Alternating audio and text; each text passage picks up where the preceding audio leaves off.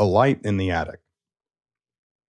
Get out your lab notebook, sit comfortably, and allow yourself to connect with your experience in this moment, being aware of any sounds in your current environment, maybe observing how you're currently breathing,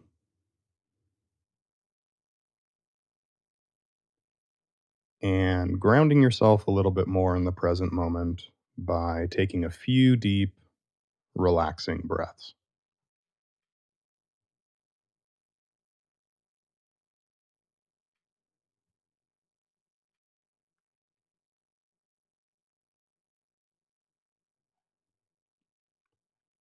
Okay. In this experiment, we're going to focus on one of the most important skills that I've ever learned in my life. So, setting the bar high, I know. But, in my life, the ongoing practice of this skill has really helped me to reduce my ongoing struggles with anxiety and worry and perfectionism that really started as, far back as I can remember, back in my childhood. Um, so, really incredibly life changing for sure. And besides my personal experience, the research on the ongoing practice of this skill has been associated with reductions in excessive worrying, rumination, those catastrophic and obsessive thinking patterns, and also helping us to deepen our relationships by, kind of freeing us up from automatically reacting to certain negative thoughts and those judgmental thoughts of Judge E. So, today we're going to move from observing our various experiences of the outside world that we focused on in our last experiment, and we're going to turn that spotlight of attention around 180 degrees, observing the world we consider to be inside of ourselves. Specifically, for this experiment, we're going to focus our spotlight on being mindful of what it's like to be thinking. So, being mindful of the process of thinking. And we'll also focus on being mindful of individual thoughts as they arise and pass away, which we can think of as the content of thinking. And an important point here is that being mindful of the process of thinking and the content of our current thoughts is simply observing thoughts as thought, as private experiences of language or visual images rather than taking our thoughts to be facts about ourselves, other people, or the world. So, in this experiment, the goal is just to simply observe thoughts in the exact same way that you observed sensations of touch and sight, sound, smell, and taste in our previous experiment on illuminating the lighthouse. And so, we can actually think of thought as being a sensation of the mind. When you're mindfully observing sounds, you don't need to get involved with trying to control the next sound that you hear. You're simply allowing sounds to come and to go on their own. And in the exact same way, we're going to mindfully observe thought while giving ourselves permission to not get involved with trying to control the next thought that arises in each moment. We're simply allowing thoughts to come and to go as they will on their own. So, some analogies here can be helpful. When we're observing thoughts mindfully, we can view thoughts as waves and our mind to be the ocean. Thoughts, like waves, they arise and they fall naturally in this vast expanse of the ocean of our mind without, any need for us to get involved at all. Just like being in the ocean and observing waves rising and falling, in this experiment, we'll be aware of waves of thought rising and falling within the wide open space of our mind. And for a second analogy, if waves don't do it for you, just take a moment to remember yourself as a child. And perhaps bring to mind any memories of, laying on your back, looking up at the sky, and just watching clouds move by. Possibly being curious about any shapes or images you were able to make out in the clouds as they floated by. So, when we're observing thoughts mindfully, we can also view thoughts as clouds and our mind to be the wide open sky. Thoughts, like clouds, they come and go in the sky of our mind, once again, without any need for us to get involved. We observe a thought, it floats by. Maybe we interpret the particular shape or coloring of a cloud to be significant. If it looks like an object or reminds us of something else. Maybe there's a time when there's no clouds in the sky, no thoughts we're aware of in the moment. And then we become aware of other cloud formations and just continue enjoying this process of observing clouds in the sky, thoughts appearing and floating by in this vast, wide open sky of our mind. No need to try and get involved to control the clouds, just allowing them to appear and float by on their own. And as we're being mindful of thoughts, it's important to be able to differentiate thoughts about ourselves and the world from facts about ourselves and the world. So, just as a dark and stormy looking cloud doesn't really say anything about the wide open sky itself, a dark or judgmental or negative thought arising in our mind doesn't say anything about our mind itself or about ourselves for that particular thought arising, or facts about other people and the world in general. The mind, it's just open. The sky is just open. And thoughts and clouds just come and go depending on specific causes and conditions that generate specific weather patterns in the sky, specific thought patterns in our mind, certain patterns of thinking that, might be more or less helpful for us to live the life we truly want to live.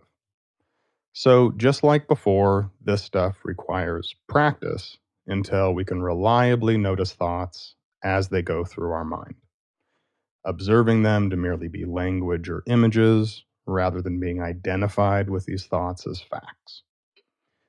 And just like we practiced during our last experiment, it's also important to remember that we're not trying to change these thoughts as they arise or to judge them as good or bad, right or wrong. So, when observing thoughts, in essence, we're allowing the mind to do what it does. The mind generates thoughts. It comes up with evaluative judgments about certain things being good, other things being bad. The mind tries to keep us safe and to protect us from feeling discomfort in each moment. And you may notice that thoughts often have that quality.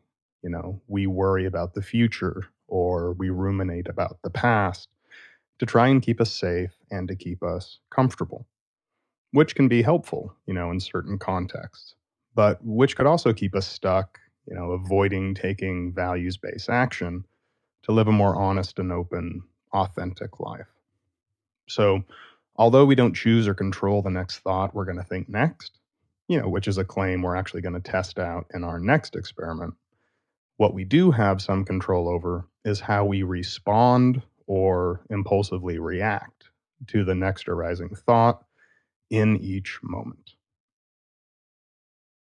Okay, so with that background, let's experience what it's like to mindfully observe our thoughts. So while sitting comfortably, you can close your eyes if it's currently safe for you to do that, or you can choose to keep your eyes open in just a, relaxed manner. And notice any thoughts that come into your mind after I say the following words. Here we go. Good,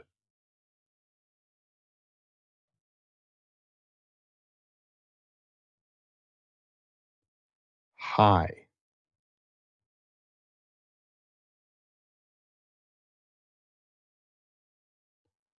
red,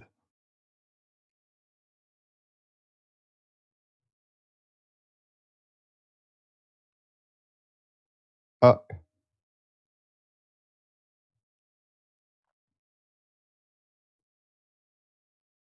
sweet,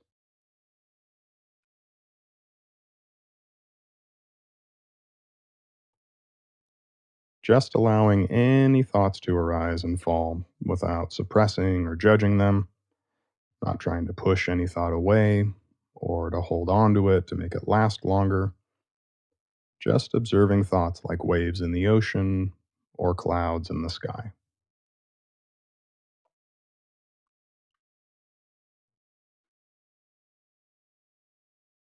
Okay, so now go ahead and open your eyes if they were closed and get out your lab notebook if you have it and take a few moments to write down what you observed during that quick exercise. So, what thoughts did you notice when I said the word good?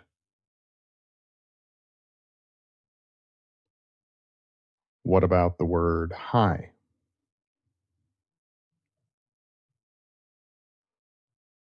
And what about the word red and up and sweet?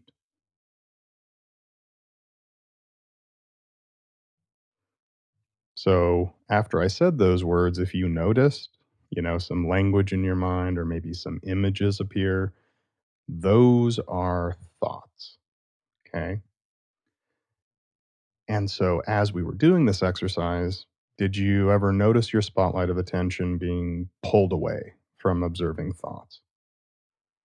Maybe distracted by things in your environment or emotions, or maybe even other thoughts not related to this exercise.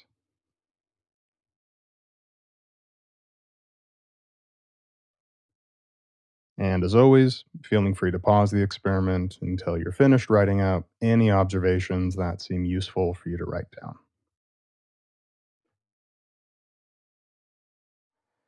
All right, really great job. So now let's do another exercise. Once again, get comfortable and close your eyes if it's safe to do so. And simply allow your mind to be open. So, with a stance of curiosity about any thought that might arise in each presenting moment, I'd like you to review in your mind all the things that you've done so far today in chronological order, starting from when you woke up this morning, leading up to this present moment where you're currently listening to this experiment.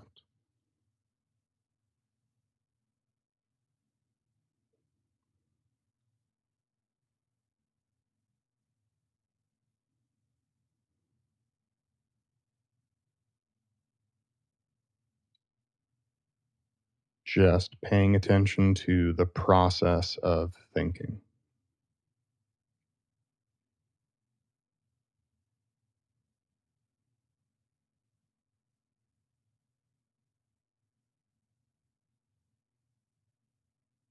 observing these thoughts, like waves in the ocean rising and falling, maybe as clouds passing through the wide open sky of your mind as you reflect on the events of your day so far.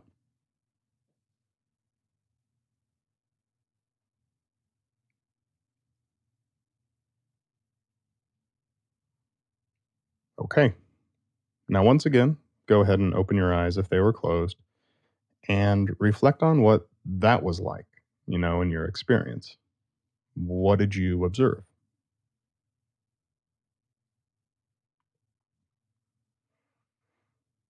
How was, this time thinking about something on purpose, right? Thinking about all the things you've done so far today.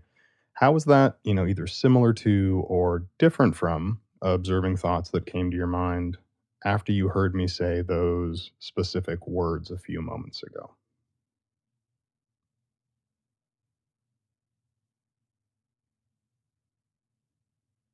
As always, feeling free to pause the experiment until you finished making note of anything in your lab notebook that seems useful.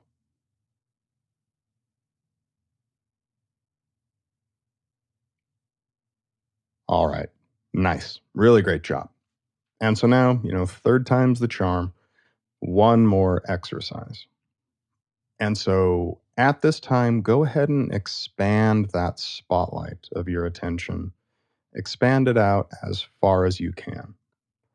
Just like you did in our last experiment, expand that spotlight wider and wider until it seems to kind of seamlessly merge just with this wide open space of everything that you're aware of in each presenting moment.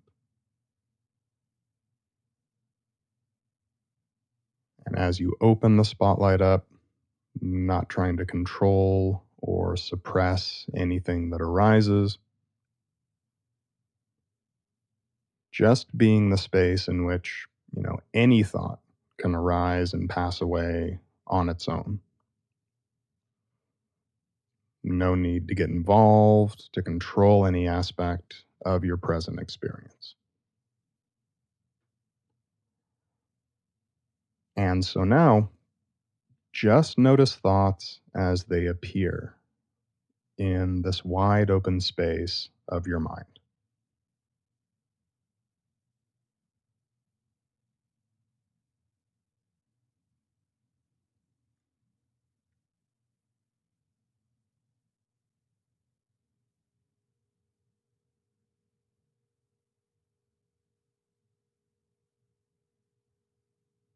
You can imagine your mind's the sky or the ocean.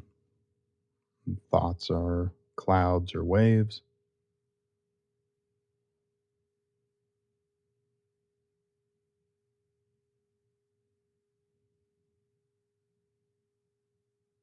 Just allowing any thought to arise and fall on its own. And just simply being present to observe whatever you become aware of.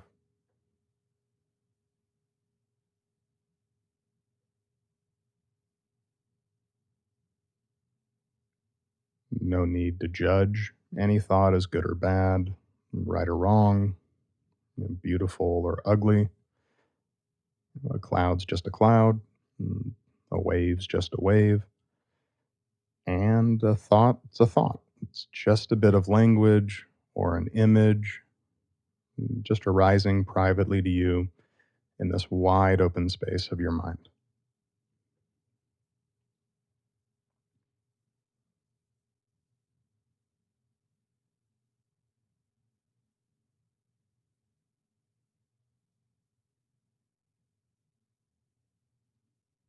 Okay. And once again, go ahead and open your eyes if they were closed and take a moment to reflect on your experiences. You know, what you just observed, and taking a bit of time to jot down any notes that seem important as I ask a few questions about what you may or may not have observed. So, first, reflect on what it was like to observe the process of thoughts drifting by, arising and falling in your mind. This time without being prompted by specific words or any instructions to think about something on purpose.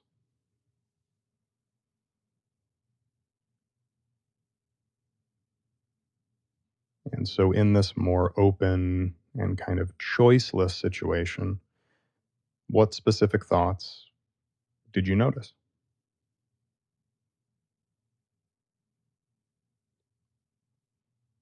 Were you able to simply allow thoughts to drift by without judging them or analyzing them? Or did you occasionally have the really common experience where you find yourself judging thoughts, trying to control them, maybe trying to push certain thoughts away if you judge them to be unpleasant? Or maybe, trying to hold on to certain thoughts if you judge them to be good or pleasant.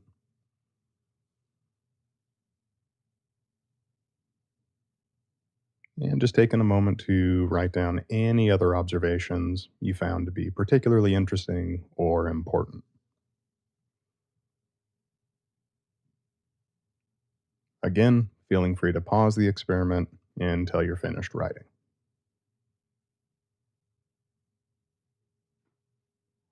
All right.